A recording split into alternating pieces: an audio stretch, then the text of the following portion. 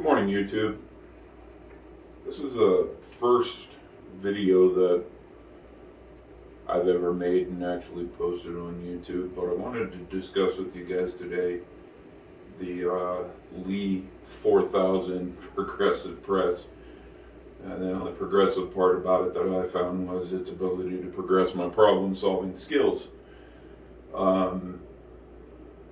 I am a serious reloader. I have reloaded thousands and thousands of rounds using an RCBS single stage press.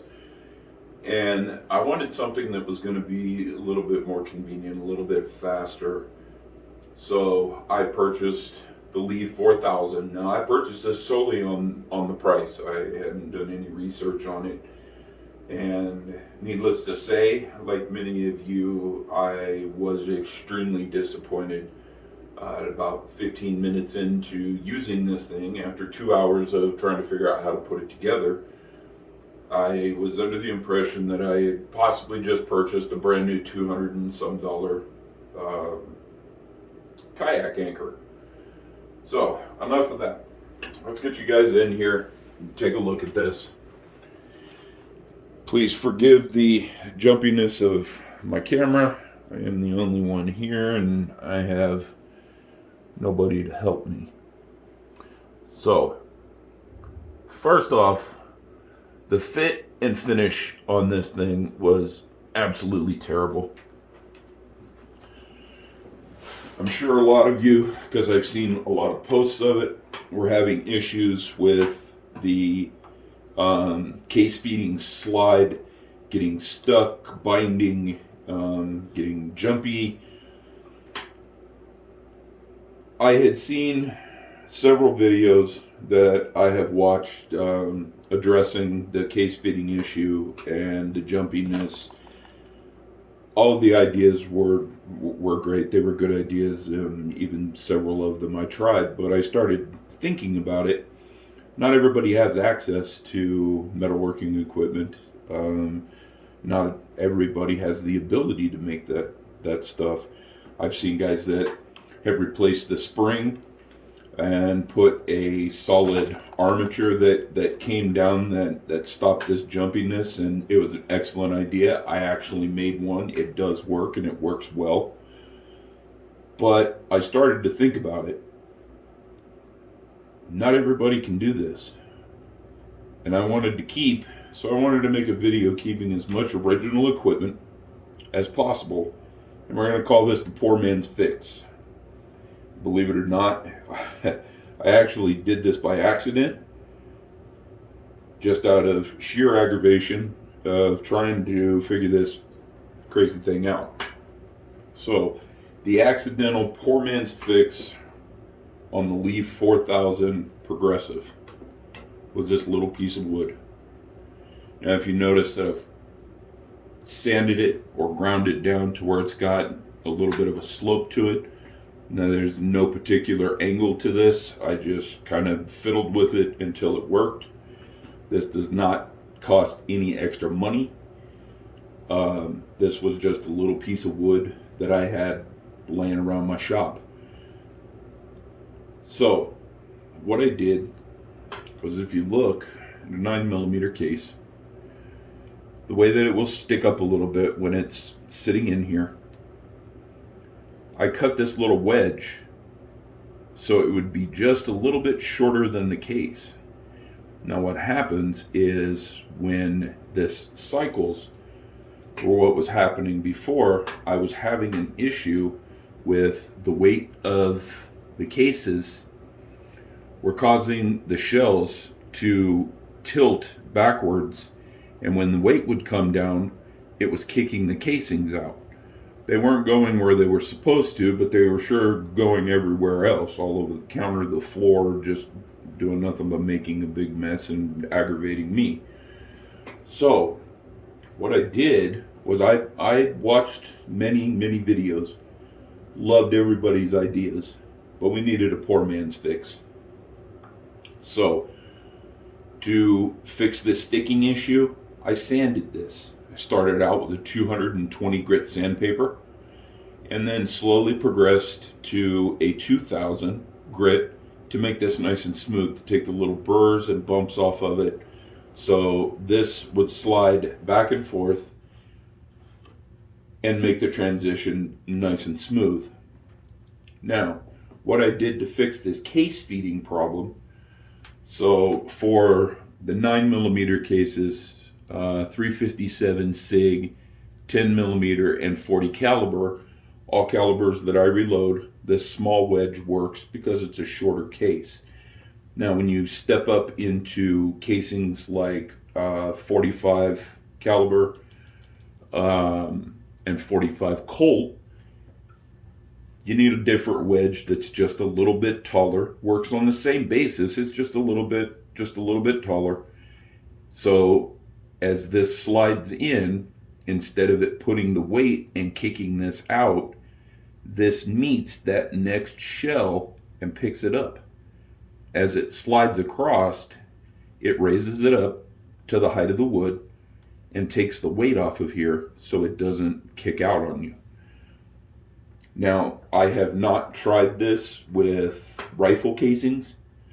I do not load rifle casings on this. I continue to do that on a single stage because, as you know, as everybody that loads knows, you have to use lubricant on them. Well, I use lanolin, and guys that use lanolin know that stuff gets thick and gummy and sticky, and I didn't want the tubes or anything else on this to get all gummed up using the lanolin and then fight to clean it all out of there. So, moving on. The fix on this is very simple. Little piece of wood, ground down or sanded, filed, whatever you got. Shoot, you can even do this on the concrete.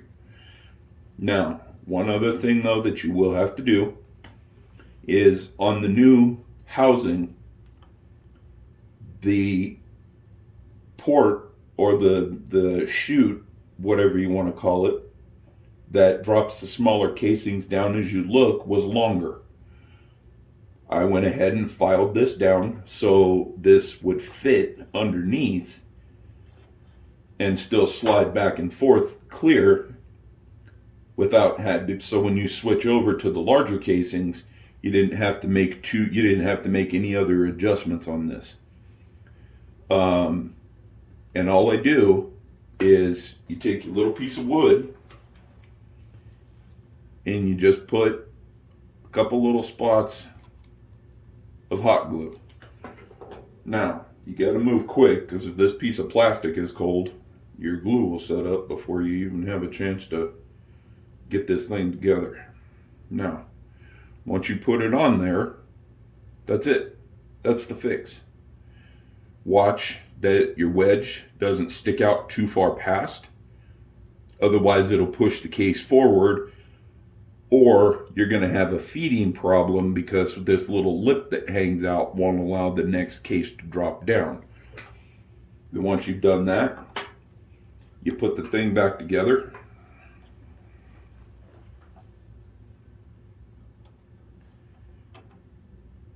Exactly the way that it originally came, except for the couple of little modifications. Very, very simple. Now, I'm going to bring you guys around to the other side here.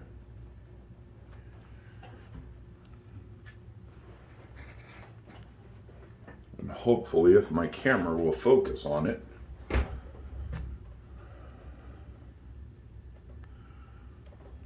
you can see how this thing works. So, let's go ahead and cycle it and bring the timing back. I'm going to tilt you guys down here just a little bit more and maybe back you up so you can see the process. Okay, let's go ahead and cycle it one more time. Now right here, you can go ahead and drop your casings. And as you come up, that case is going to drop. And if you watch right here, that little wedge is going to move in, and now it's picked up that next case and it's taken the stress off of that one. Then you keep running it.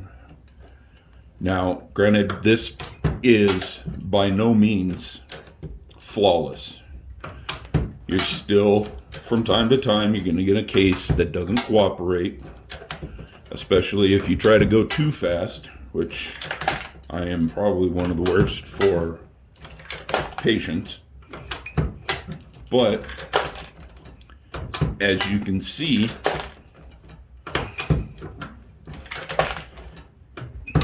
it's feeding the cases. It's not spitting them all over the floor so far.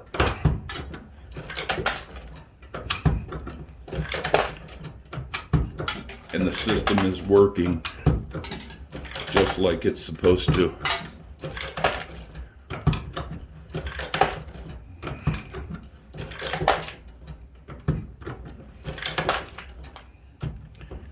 I have reloaded a few hundred cases using this newer idea, and so far I have not had any failures.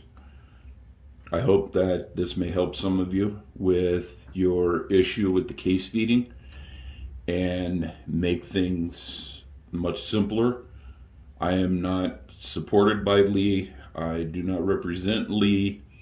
Until this little fix came up, I hated Lee, but now that I have a product that works, I am very, very satisfied.